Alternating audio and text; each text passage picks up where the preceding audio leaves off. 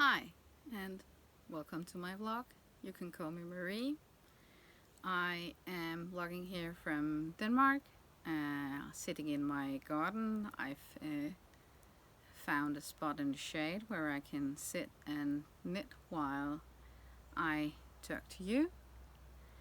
Today the weather is a bit unstable, so I'm hoping that you'll have some sunshine most of this recording, but I think the phone, sometimes I've been recording and then thinking, oops, now the light's gone and it might look like, not look good.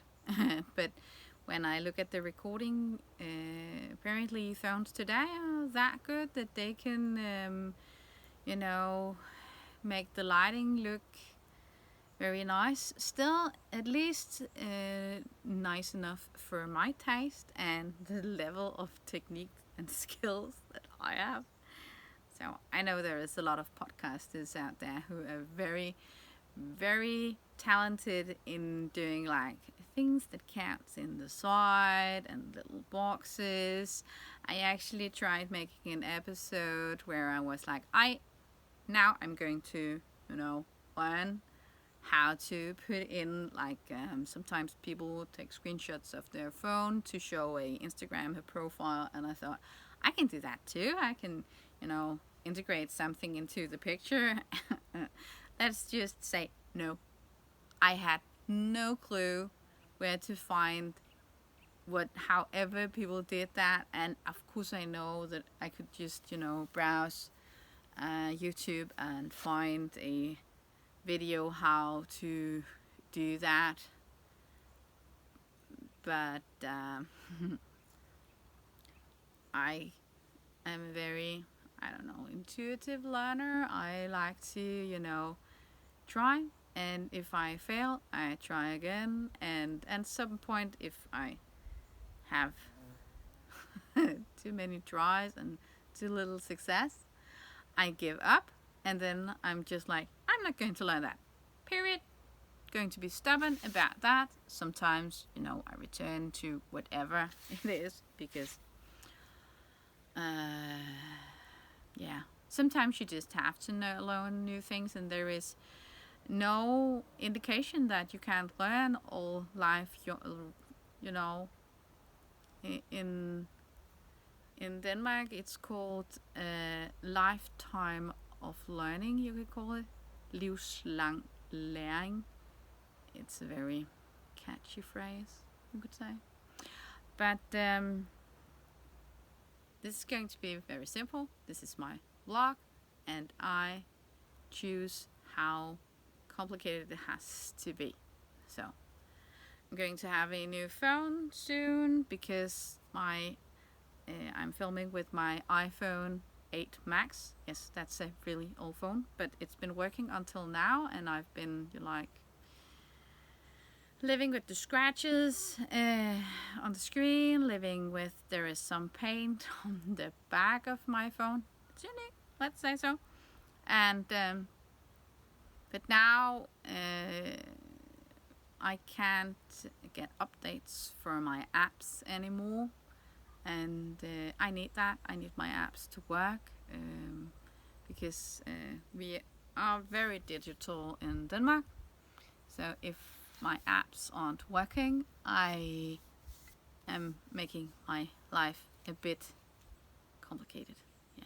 So that's going to happen at some point. Maybe you will never ever see the difference. Maybe the quality will get better. Maybe whatever program I'm going to find on the new phone will be more intuitive and easier for me to use, but who knows? Yes. So before we get too far into this vlog, I'll show you what I'm knitting on right now. I made a reel 3 days ago, and it, in my world, went viral because I have more than 20,000 views on the reel, which is a lot. In my world, I know there is a lot of, you know, Instagrammers out there who has like 100,000s of shows on their reels, but I'm, you know, I'm just me, and I'm getting excited about 20,000 shows. So, but I showed that I cut up a dress, and I don't have it in my bag, so if I had, I would have shown you. But I cut up a dress. I had this stripy dress. You can go on my Instagram profile. I'll write the name down here, and see the reel, so you can see me wearing the dress. And the neck, at that point, I knitted it, I think maybe 2015, something like that. 14 maybe even. It's really old. Yeah, it might actually be that old. I'm not sure. Well, it's old, and I haven't used it for years because when I knitted it, I liked my necklines to be really big, you know, and it's not in style anymore, and I don't like my necklines to be that big. I don't, you know, this job I have, it's nice when it's winter to have like turtlenecks, but in my old job that would have been too warm. So maybe some of you have tried to change jobs and then having kind of a new need for new types of clothes. Maybe in your old job pants were smart, and then you have a new job and then you think like, I might be more comfortable in wearing something else. So this job I have now, it's very nice to have something that's warm up here around my neck. And of course I've knitted some scarves and some shawls to, you know, so I can still use the wardrobe that I had. And summer things like this, then, you know, a scarf around the neck, and then a cardigan, and then you're good to go. I do a lot of leggings underneath, and yeah, trainers, sneakers, something like that. So the dress I killed, let's call it that. I didn't like it anymore. It was too tight. It might have actually been too tight from the beginning, but I've gained a little weight the last 2-3 years, so a lot of my clothes might not be have the same fit as it had when I actually knitted it. So I'm trying to do something about the weight thing. I'm not going to talk about me losing weight today. Not going to happen. So I made a reel, I put on the dress, and then I start cutting it, and I cut it in the side where all I've weaved in the ends of the yarn. So and then I just, you know, took a pair of scissors, and then I cut it all the way up and out. It was 3/4 sleeves, so cut it up there, and then I took it inside, and then I cut the other side. Didn't I do that? Yes, I cut the others. No, I didn't do that. What did I do? Cut it out there, and then I must have cut it on the other side also. Now I'm getting a bit confused. I think I cut it on one side, then the other side. Yes, I did that. Yes, I did that. And then I cut it in the raglan, where the raglan was, in one side, and then in the other side. So I had like 2 halves, which was a front and a back, and then one sleeve and one sleeve. I hope it makes sense. So I had like this piece of fabric, you could call, and then I just started unraveling it, and I got this. all these threads. Oop, one of them ended up down here in the grass, and another one tried to escape also. And then I make these magic balls of yarn. We call them magic balls in it sounds a bit cheeky, you could say, but I do this with very ordinary knots, not anything fancy. I found out that the what do you call them? I think they're called magic knots. I don't have to do them, and they're not difficult to make. I think because I've made balls of yarn like this before, where I did the magical knots, and when you get the hang of it, it doesn't take that much time.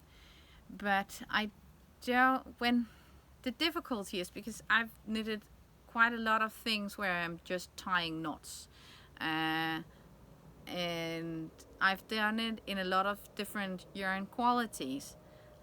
And the thing is, if you have like a wool yarn or a cotton yarn, they kind of lock in each other when you tie the knot, so the knot doesn't have to be that complicated. So I do like ordinary knots, but if it's a very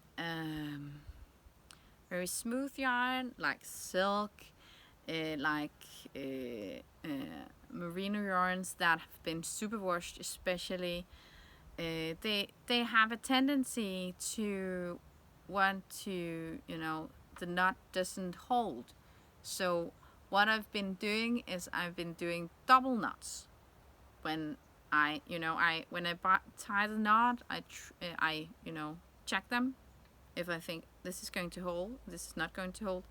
And then when I knit it, I actually check the knots each time I come to a new knot, just to be safe, because I have once, and only once, tried that a knot untied, and I found out while still knitting the project, and I could save it, but it could just as easily been something happening during a work day on the back of my clothes, and I wouldn't see that the knot came undone, and then the repairs would have been even bigger, I think, if the knot has just unraveled, untied, and then the proper this is nightmare country, people, because I'm just thinking a knot untying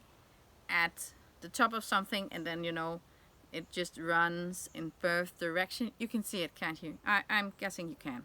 So I am very aware of the knots in projects like this, and people tell me, "You're crazy." Of course I am.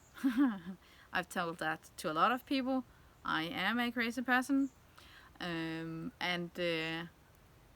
but I think it's fun, and that's what motivates me, because if it's not fun, I don't want to do it. I don't do a lot of brioche, for instance. I know people who love brioche, and maybe someday I will learn to love it too, but right now this is what I find fun, knitting crazy things, and this right now I'm thinking I've showed a lot of things that I have been working on for a couple of days. So except for the orange thing, you had the first many episodes I actually knitted on the orange thing, and no, I have not finished the orange Swinklo dress yet. It's my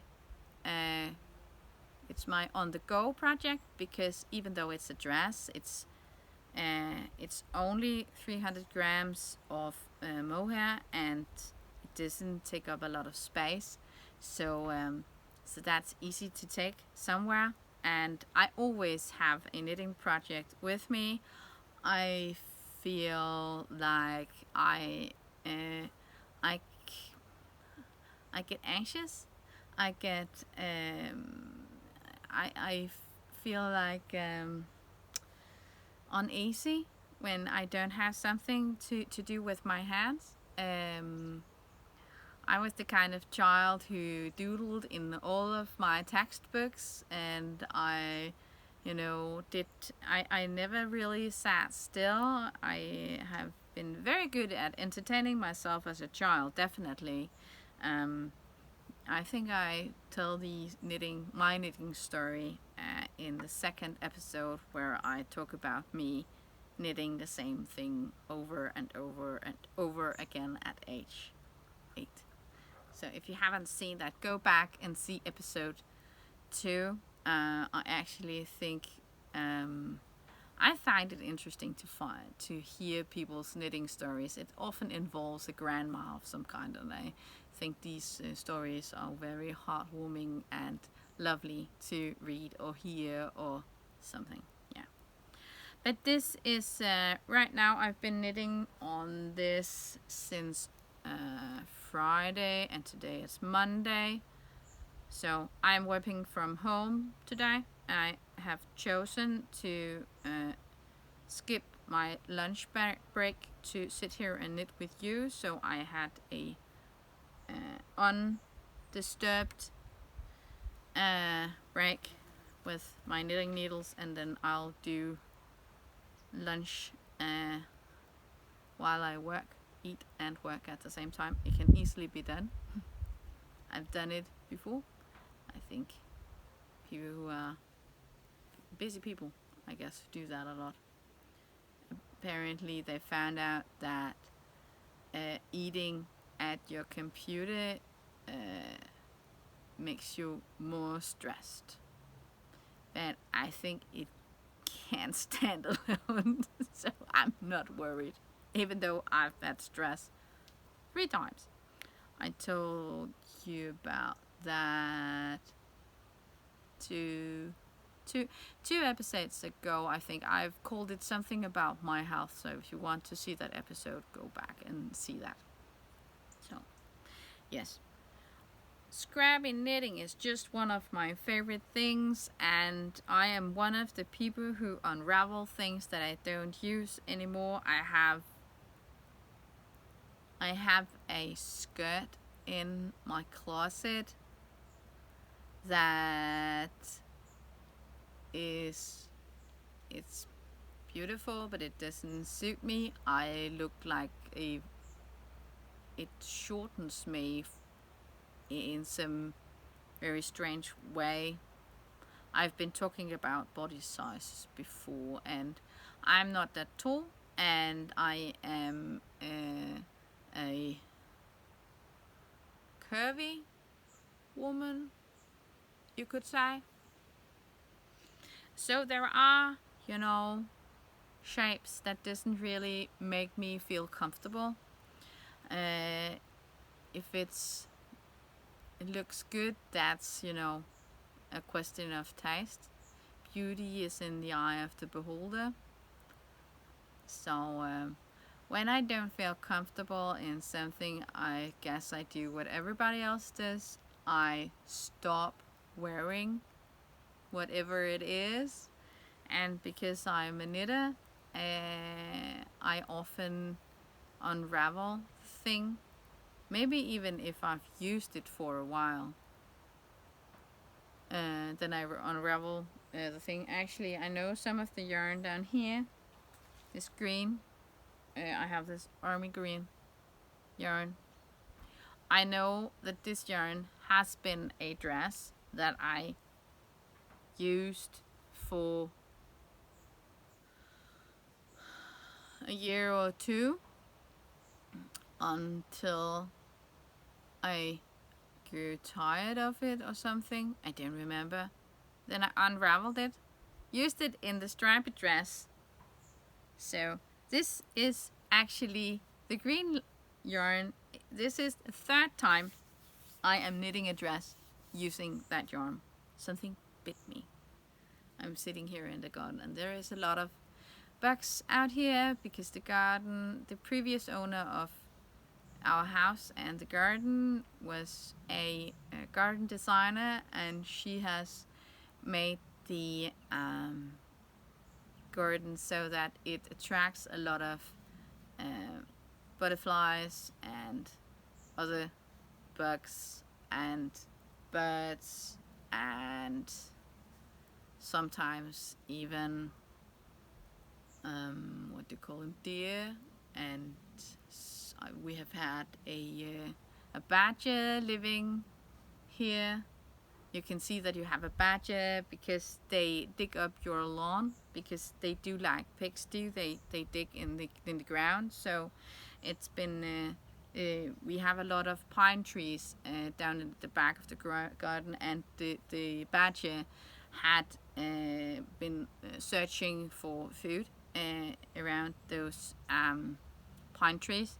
So it had dug up the lawn, the grass in that area, and of course it irritated my husband a lot. But I am a townie, not a country girl, even though I live in the country now. So maybe I am maybe now I'm a city girl who is going to have like country children. So let's see. So I just found the badger, charming and, rural, romantic and everything. So we also had foxes at some point, and we actually had the young foxes playing right outside our kitchen for days until they moved on. Foxes are left behind by the mother, and then they have to, try to survive on their own. So we knew that the fox had her babies somewhere nearby, because we'd seen traces of this fox. But seeing the fox pups, I think for the pups, not cubs, that close was, really special. And that's the thing you see when you live out in the country and not in the city. So yeah, this is the perfect place for us and our children, the way we live our lives right now. My husband just got a new job, so our everyday life is changing a bit. He has always worked a lot. He works in farming. I think I've told you that before. He still works in farming, but another company and another kind of job, but still in farming, agriculture, you could also say. So now he's in training for this new job, and he's been doing the same thing for 17 years. Actually, he's been doing the same thing for 26 years, but he's been at the same company for 17 years. And for 17 years, 25, 24, 26 years, we've only known each other for 12 years. So the last 12 years, we haven't been able to plan our weekends, because when you work in farming, in Denmark at least, when it's harvest time, it's go, go, go. When something breaks down, he's the one they would call, because he's a mechanic. when they can't when they couldn't find something. I think sometimes they also called him because he'd been there so long, you know, so he knew where everything was and where they usually would buy, you know, this or that. And even though it wasn't his job to, you know, always buy things, it was a very small company, so, you know, everybody does their part to make things work. And it's still a small company in some ways where he works now, but it's much more specialized. So it's a challenge that I know he's up for. But for him, you know, when you've done the same job for that long, you learn new things, of course, because things change, you know, technology and everything. And he's, you know, been keeping up in his line of work. But you know, if you want to, you know, really change something, you need to, you know, get out of your comfort zone. And I've been more used to, you know, changes. Not because I wanted to, but I haven't been in the same job for more than 5 years, because I was in a line of business where you weren't always guaranteed to have a job forever. And so I have been fired once, and all the other times it was like a job with a time limit, and I didn't get my contract renewed. So I guess my loyalty towards my workplace, it changes when you know that you can, you know, that you can get fired. When you realize, when you find that, you know that, you know, with your logically, of course, you know that you can always get fired, but in your heart, you always think it's not going to be me.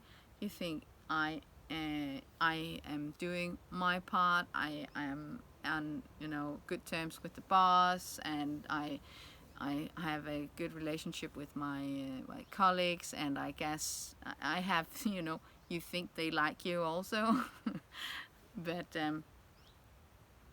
But when you've tried to, you know, not get your contract renewed, and when you've tried to get fired even though you think you really, you know, did your bit, then you might be more cynical. And even though you are loyal, I'm still loyal to my workplace, but you are always aware of that the day that you get fired or you are retired, they might, you know, make a very nice ceremony and say goodbye to you and give you a gift, and that's very nice. But then everybody has to move on. You know, it's kind of like a breakup with a boyfriend, you know, you have to move on. And yeah, sometimes, you know, breakups can be, you know, mutual and very undramatic, but it's still, when you've loved a job or a person and you thought that this wouldn't change, even though you know that this is the best for everybody, then it might just be hard anyway. Yeah. So this is an exciting time that we are stepping into, because his life is changing so much, which is also means that my life is changing a lot, sort of, because now he's off in the weekends. He hasn't, we haven't been able to plan the weekends, and he has a regular holidays. He hasn't had as much time off as I have, as normal people have, because in where he's been working, he just haven't. I guess we're back at the loyalty thing, because he's been thinking, I can't take time off work to go on holiday, not even though I have children and a wife, because he knew that when there was nobody else to do his chores, and they would desperately need him if he was, not at work. Because when, times are rough, they were always understaffed, because that's the way they do it in a lot of companies, being understaffed. So, yeah. So this is a kind of a new way of living, actually. And I think it's going to be good. It's going to be good for everybody. It gives us opportunities that we haven't had before. So, and he knew the company before he applied for this job, so he kind of knows what he's getting into. So that's good, and a privilege that you can, get a job that you are excited about. So we just need to push through this hurdle that it is to, make these kind of life changes. And I'm positive. I'm sure that I am not thinking this is going to be as hard as he think. I know it's going to be hard. I know that I know the process. I know the process of having a new job, and I know the process of trying on a new line of work. So I guess I think I can really help him get through this change in a positive way. And men are not that good with big changes. That's my experience. So I've also heard, professionals say that men do not like changes. And I know my husband don't like changes. All the small things, So.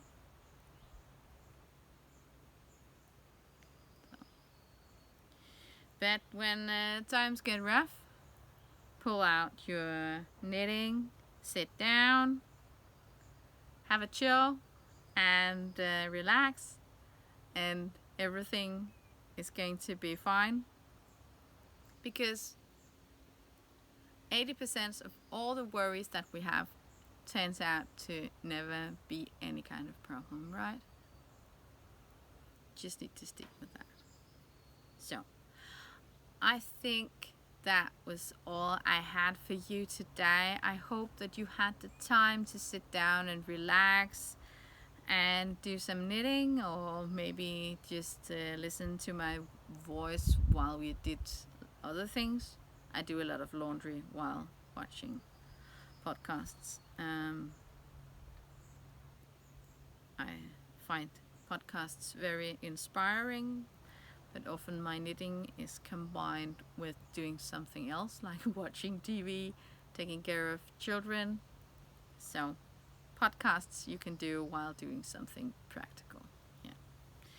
So that's it for today. Thank you for watching. Remember to give me a like, to subscribe, and please leave a comment so that others can find my podcast. And I hope you have a nice day wherever you are in your world. And I'll see you next time.